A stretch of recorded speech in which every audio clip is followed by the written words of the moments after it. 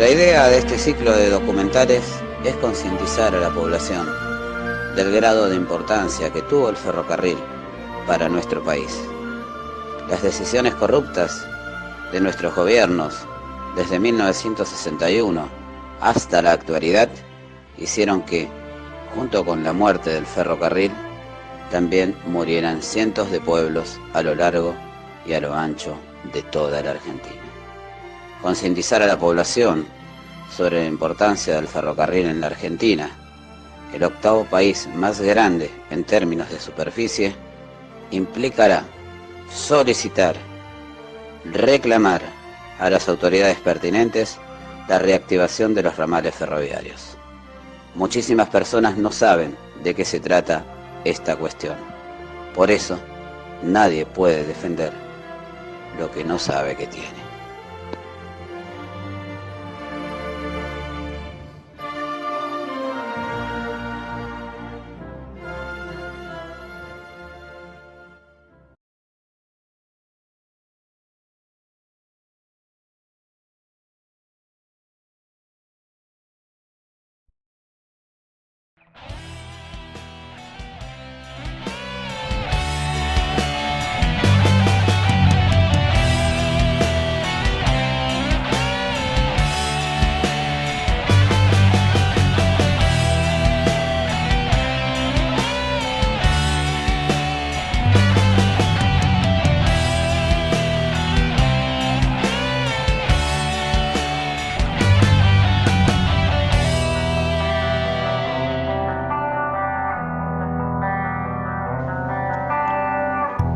Hola amigos, hoy presentamos el capítulo 9, parte 1, reportaje al último ferroviario de Patricios.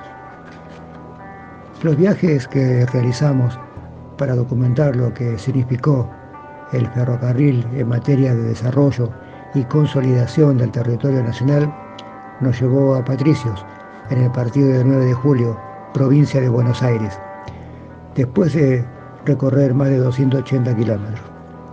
El motivo de esta travesía, entrevistarnos con don Fernando Osvaldo Curtis, el último ferroviario de Patricios, un trabajador de compañía, como le decían al ferrocarril, Compañía General Buenos Aires, creado por capitales franceses en 1907.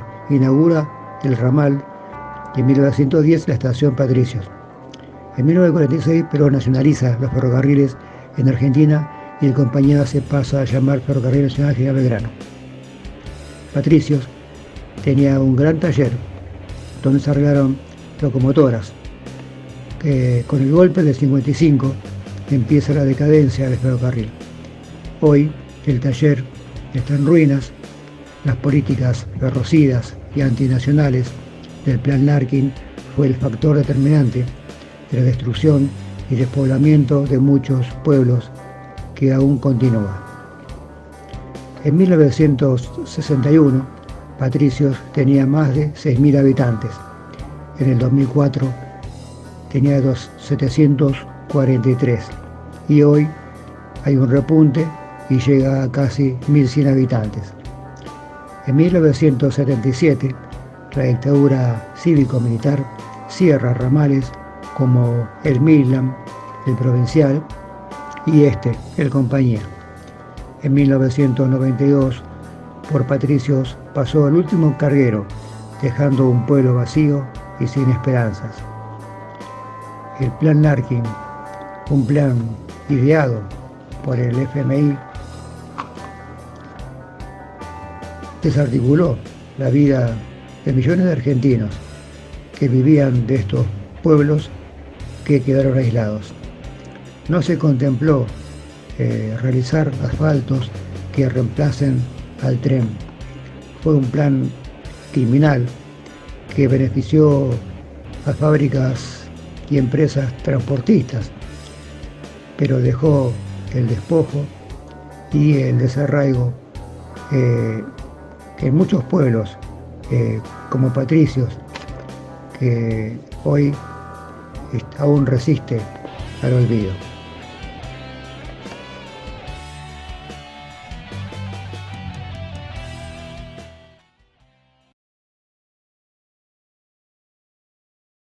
Bueno, me llamo Fernando Osvaldo Curti, nacido y criado acá en Patricio. He trabajado en el ferrocarril en varias partes. En el año 68 me trasladó el ferrocarril a Tolar Grande, o sea, plena cordillera de los Andes. Wow, ¿eso en qué provincia? Salta, en el tren de las nubes. Uy, qué belleza. Bueno, y después de ahí me trasladó a Pichanal, también Salta, donde trabajábamos en los operativos petróleo. Después me vine a Tapiales. Estuve los últimos 10 años, lo hice en Tapiales. Ahí me jubilé y me vine. Así que tengo recorrido varios kilómetros de vía por todos lados. Usted, si bien, usted nació aquí en Patricio, sí. Sin embargo nunca trabajó en Patricio. Sí, no, sí, trabajé. Trabajó en Patricio. Hasta el año 68 trabajó, que el ferrocarril 68. nos trasladó. Nos trasladó el ferrocarril. Gente que trasladó a muchísimos lados. En toda la República había gente de Patricio, porque éramos 48 equipos acá. 48 equipos, o sea que acá había... Este es un pueblo netamente ferroviario. Era ferroviario, sí. ¿Daba trabajo a qué porcentaje de la población de Patricio? Y aquí, mire, en el taller trabajaban muchísima gente. En el alistamiento de las máquinas a vapor también se trabajaba mucha gente, en material rodante que reparaban todos los vagones acá, las máquinas las reparaban todas acá. Después en la estación, esa playa que está ahí, la maniobra trabajaba, la máquina de maniobra trabajaba casi las 24 horas por día. O sea que este era un ramal que tenía mucho movimiento. Mucho movimiento, porque de acá se abría a General Villegas y el otro ramal a Vitorino de la Plaza. Ambos con trocha angosta. Trocha angosta, sí, trocha angosta. ¿Podemos hablar entonces de que los talleres daban trabajo a unos 1000 trabajadores, por lo menos? ¿Cuántos habitantes llegó a tener como máximo? 6.000 y algo tenía en ese tiempo, Patricio. 6.000, ¿y ahora cuántos hay? Y ahora habrá 1.000, 1.100 habrá. Ah, todavía queda población. Todavía quedan, sí, algo quedamos. Algunos quedamos todavía. Es una reducción muy fuerte. Sí. Y teníamos trenes de pasajeros, por un lado. Sí, acá venía 3 veces a la semana un tren de General Villegas y empalmaba con el que salía de acá a las 11:30 de la mañana, que llegaba a Estación Buenos Aires. Y los otros días de la semana venía de Vitorino de la Plaza, empalmaba acá y seguía también a Estación Buenos Aires. Y este ramal se levanta, puede ser, en el año 1977. Sí. ¿Usted ya estaba jubilado o no? No, yo me jubilé en el 91. En el 91, justo antes del cierre masivo de ramales durante el Sí, gobierno Clemente. sí, antes, mucho después. Mucho después me jubilé yo. Claro, porque a mí en el 94. Claro, en una época el ferrocarril, cuando se cerró este ramal, me dejó prescindible. ¿Eso significaba que lo podían llamar en cualquier momento de cualquier lado? No, me dejó prescindible. Y después yo pedí la reincorporación y me reincorporaron en Pichanal. Porque me vino un primo de Buenos Aires y me dice, pedí la reincorporación, dice que en Tapiales se está quedando los trenes por falta de personal. Como yo era foguista autorizado viejo en esa época, tanto podía trabajar de maquinista como de foguista. Entonces pedí la reincorporación. El ferrocarril en ese tiempo precisaba mucha gente en Caimancito, o sea, en los operativos petróleo allá en Salta. Y por eso me trasladó allá. Bien, bien. Y con respecto a lo que se conoció como el Plan Larkin, año 1961, entre el gobierno de Frondizi, ¿a usted de qué manera lo afectó o no lo afectó eso? Y en ese tiempo fue una huelga de 61 días. Bueno, que acá el personal de conducción no quedó nadie en el pueblo, porque nos decían que nos iban a obligar a trabajar por medio de la policía y la gendarmería que vino. Pero no se llegó a eso. No se llegó. ¿Y usted en cierta medida lo desplazaron hacia algún otro lugar o siempre siguió en el... No, después ya de ahí, ya cuando, ya en el 68 que nos empezó a trasladar, esa huelga se hizo por el asunto del Plan Larkin. Claro, sí, sí. que levantaban un montón de ramales. Uy, claro, sí, sí. Un ejemplo claro fue Laguna Paiva, no sé si recuerda la lucha en Laguna Paiva, en Santa Fe. Sí, le sentí nombrar Laguna Paiva, pero ahí no fuimos nosotros. Pero gente de Patricio había, Pichanal, Salta. Yo tengo mi hermana todavía más chica que quedó en Salta ya. El marido lo trasladaron ¿cómo es? A Humahuaca, como encargado de depósito, y después se vino a Salta. Y bueno, y mi hermana quedó ahí en Salta, todavía está en Salta. ¿Y usted cuando se tuvo que ir a la provincia de Salta? Ferrocarriles Argentinos ya era en ese momento, ¿no? Sí, todo General Belgrano. ¿Se hizo cargo del traslado de su familia o tuvo que viajar usted solo? No, yo siempre anduve solo. ¿Sí? Mi familia nunca se movió de acá. O sea que sufrió en cierta medida el desarraigo, ¿no? Sí, sí. Cuestión de quedar alejados. Sí. ¿Y cuánto tiempo estuvo allá en Salta viviendo? En Pichanal estuve, en Tola Grande estuve 2 años. Ajá. En Pichanal también estuve 2 años. Así que pero viajaba, capaz que cada 3, 4 meses podía conseguir días y me venía a ver a mi familia. O sea, ¿a usted no le quedaba otra opción que aceptar eso? O... Claro, yo porque no quería mover a mi familia, porque en el norte en ese tiempo era una vida muy... austera. Sí, sí. ¿No? Entonces yo me las aguanté yo y bueno, pero mi familia nunca se movió de acá. Porque no le quedaba opciones, ¿no? Que usted No, decía, no, sí. yo quiero trabajar cerca Sí, de Patricio, algunos, no había lugar. algunos se fueron de acá, muchas familias. Las llevaban, las traía. Algunos llegaron hasta a separarse de la familia también. Y claro, tal cual. Se separaron, se hicieron pareja por ahí en el norte. Cosas que... O sea que esas decisiones políticas lo que también fueron fueron generando separaciones o rupturas familiares, ¿no? Claro, sí, sí, desde ¿Qué ya. necesidad había de trasladar gente de tan lejos hacia Sí. otros sectores? Y también habían trabajadores en otra parte. La verdad de que sí, Argentina. Y con respecto a esta cuestión del ferrocarril hoy, aquí, ¿cómo está el movimiento de los habitantes de Patricios? ¿Hay una cierta fuerza, reclamo, presencia, como había, por ejemplo, hace 2 años atrás? En una época sí, se hizo mucho reclamo, pero debido a que nunca tuvimos una contestación, algo, no llegó a nada. Va. Bueno, yo le doy un dato que puede ser alentador. Este ramal está funcionando, no sé si se ha enterado, desde 20 de junio hasta Navarro. Sí, ¿Sí? sí, Y de Navarro venía para acá. claro. Así que, quién sabe si en algunos años hay que concientizar a la población, primero que Sí. todo, y convencer a los gobiernos que esto es sumamente importante. De Tapiales vienen una gente que nació acá en Patricio, que trabajan allá, pero la estación la están reconstruyendo toda. La están reconstruyendo toda la estación.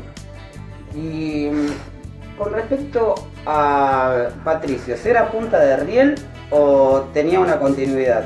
No, Ese dato no lo tenemos. tiene la continuidad. Punta Rieles vendría a ser Victorino de la Plaza General Villegas. Esto era acá un empalme. Era un empalme, entonces uno se tomaba el tren en Patricios y quería ir, no viniendo viniendo de Buenos Aires, desde Patricios a dónde podía ir.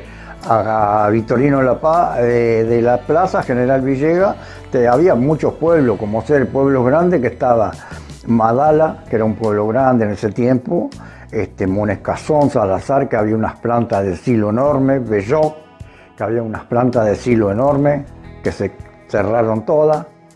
Ahora para este lado había también plantas de silo que también quedaron aisladas. Claro, tal cual. Porque- Hoy los camiones, solamente. Sí, los camiones, sí. Calcule que acá el día sábado salían 5 trenes para el ramal a Victorino de la Plaza, tanto sea como para cargar hacienda como para cargar cereal.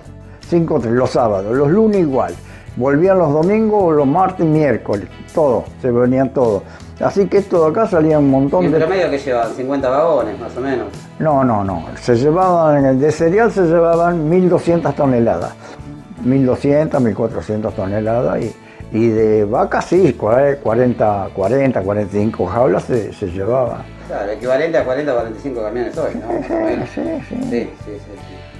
Y entonces, usted me decía que acá era un empalme. Uno iba hacia Victorino de la Plaza, y ¿dónde tenía? General Villegas. General Villegas. Y después había otro ramal hacia otro lado. No, de acá no, de acá para allá. Después. Acá terminabas en General Villegas. Claro. Y ahí, listo. Ahí quedaba, sí. Son 225 kilómetros de acá. Era un tramo bastante importante, porque era Sí, desde Buenos Aires. y de acá a Victorino más o menos igual también. Bien, bien, Ah, bien. Y bueno, igual. dos cuestiones más, porque no queremos robarle demasiado tiempo. No, por favor. Una tiene que ver con esta cuestión referente a que en cierta medida algo lo he mencionado recién, ¿no? Ya que hoy no está el tren en funcionamiento, ¿qué actividades generan hoy empleo aquí? Ya que en ese momento el tren daba empleo de forma directa e indirecta. Sí. ¿De qué vive hoy específicamente la población? Acá hay mucha gente que trabaja en el campo y algunos trabajan el 9 de julio. En una época, mucha gente trabajaba en la acería de Bragado, que viajaba el colectivo todos los días. Un colectivo expresamente para eso, de acá a Bragado. Ah, mira vos. Pero ahora no, ahora mucha gente trabaja en el julio, pero mucha gente trabaja en el campo acá. Con los tambos precisan mucha gente. ¿Hay muchos tambos acá en esta zona? Sí, hay tambos, sí, tambos grandes hay. Ah, mira, ese dato no lo Unos tenía. tambos muy grandes hay. O sea que podríamos hablar de una parte sector del Estado, que serían municipales, docentes, policías, ¿sí? Por otro lado campo y comercio. Y comercio, sí. ¿Y comercio. alguna actividad que pueda Sí, alguna darse otra en 9 de actividad, julio? sí. Como acá mi hijo trabaja mucho con el campo. Como se dedica a la molinería y eso, tiene mucho trabajo en el campo. ¿Y hoy transporte público para 9 de julio tienen o es Sí, necesario sí. un auto? No. Hay una Trafí que sale a la mañana, vuelve a las 8 de la mañana y regresa. La de Gómez. Claro. Pero con línea de colectivo no, solo de No, Gómez. eso tiene esa Trafí porque antes tenía colectivo, pero hoy todo el mundo tiene su cochecito. Ah, bien. No, la mayoría se mueve en su coche. Todo en moto. Claro, tal cual. Tuvimos la suerte de, por lo menos el día que llueve, se puso esa piedra a la entrada. Eso le iba a preguntar, eso hace un año, ¿no? Sí, hace un año. Porque nosotros hemos intentado entrar varias veces, hace años que venimos con este trabajo, pero siempre teníamos la mala suerte de que había llovido unos días antes y no había manera de poder entrar o no era tan fácil. Sí. Ahora vimos que... No, con eso se sale muy fácil, se entra también. ¿Cuántos kilómetros hay hasta la ruta? De acá hay 6 por ahí, y por este otro camino hay 8, pero es todo tierra. Este es todo tierra, o sea, Sí. todos usan las piedras estas que quedó bastante sí, fijo. sí. limpios de la ruta. Todos los dos llegan a la ruta 5. Bien. Y bueno, para ir cerrando, ¿cuál es su expectativa a futuro con respecto al pueblo? ¿Qué le gustaría ver a usted en los próximos años? Y que llegara el tren. Eso es fundamental para usted. Sí. Y como es, Su pero... papá me dijo que trabajó, ese es un dato que me dijo antes de que empezáramos a filmarlo. Su papá, en 1921, cuénteme un poquito eso. Ahora le voy a enseñar los carnets que te daban antiguamente. Ajá. Bien. Este- Porque su papá era ferroviario y Claro. después, porque en realidad los ferroviarios eran una familia que iba de generación en generación, Sí, ¿no? así que se es, corta sí. con el levantamiento de los ferrocarriles. Sí. Qué maravilla, verdaderamente. Yo que lo tengo como un padre para mí. Él estuvo en el servicio militar justamente en la época en la que se da el tema del plan Larkin, ¿sí? Y obligaba a los foguistas, a los maquinistas, ¿sí? A trasladar los ferrocarriles, porque en ese momento los maquinistas no querían, estaban de paro. Sí. Entonces él tenía que ir apuntándole con el Con fusil, el fusil. a los maquinistas, porque la orden era, si no quieren mover el tren, tienen que disparar. O sea, no quería él disparar a nadie, bueno, no mató a nadie, claro, ¿no? Sí. Pero se encontraba entre la espada y la pared, ¿por qué? Porque si no disparaba a él, después lo fusilaban a él, Claro. ¿sí? Y cuenta que se vino con un maquinista desde Córdoba, era, ¿no? Villa Dolores. Desde Villa Dolores hasta la provincia de La Pampa, ¿sí? Y que fueron todo el camino hablando, que después se terminaron haciendo amigos ahí, ¿sí? Así que digo, bueno, por ahí fue justo usted el maquinista que iba apuntando, pero no, nada que ver, se salvó de esa. ¿O no se salvó de alguna vez? No, de eso no llegamos, no. Porque yo en una época, cuando estaba el gobierno militar, fuimos prestados trabajando a tapiales, porque te podían prestar de depósito a depósito. Claro, lo que yo le digo 61 que era Frondizi, Claro. y después ya con el gobierno de Onganía, a usted por lo menos no lo molestaron. No, ya no, hablamos no. 66, Se andaba tranquilo, se andaba. a 69. Sí, se andaba tranquilo. Se andaba tranquilo. Y yo hice el servicio militar en Morón. Cuenta la leyenda, que también dice el viejo, Sí. después a ese maquinista le ordenan que vaya a custodiar a un soldado que estaba castigado, estaba con la tierra tapada a cogote, el soldado. Y al lado se ve otra cabeza, solamente la cabeza estaba en la tierra, del hombre, le habían rapado todo. Del maquinista que él había tenido que ir custodiando hasta La Pampa. Así Claro. que imagínense qué pesada era la cosa. O sea, decimos que el gobierno de Frondizi, que decía ser democrático, se comportaba un poquito más fuerte que el caso de Onganía después, ¿no? Sí, sí. Ya no justificamos ni uno ni otro. Y durante el gobierno de Onganía, ¿se levantó algún ramal ferroviario que usted recuerde? No, que yo... 66 a 69, que porque Onganía cae en el 69. No, lo que yo recuerde, no se trabajaba acá. Acá reducieron personal, Sí. lo que pasa. Y hicieron una rebaja por depósito de personal, como a maquinista lo rebajaban a foguista. Y el foguista por ahí tenía que ir de aspirante o ir a trabajar a otra parte, a otro gremio, a otra repartición. Sí, pero siempre dentro del ferrocarril. Siempre dentro del ferrocarril. Bien, bien, bien. Y bueno, y esto ya para cerrar, que es la pregunta que nos había quedado pendiente, ¿no? Que estábamos hablando hace un rato de tu papá, que me hiciste acordar, que te hice acordar y me trajiste todas estas cosas, ¿no? Que están buenísimas y le sacamos fotos, que después lo vamos a subir al video. ¿Tu viejo se jubila más o menos en qué año? Tu papá, ¿se jubila más o menos en qué año? Mi papá murió en el año 43. ¿En actividad estaba? Sí, estaba en actividad, pero ese dato. enfermó y murió en el año 43. Yo tenía 7 años y medio cuando murió mi padre. O sea que la tuviste que pelear muy de chiquito.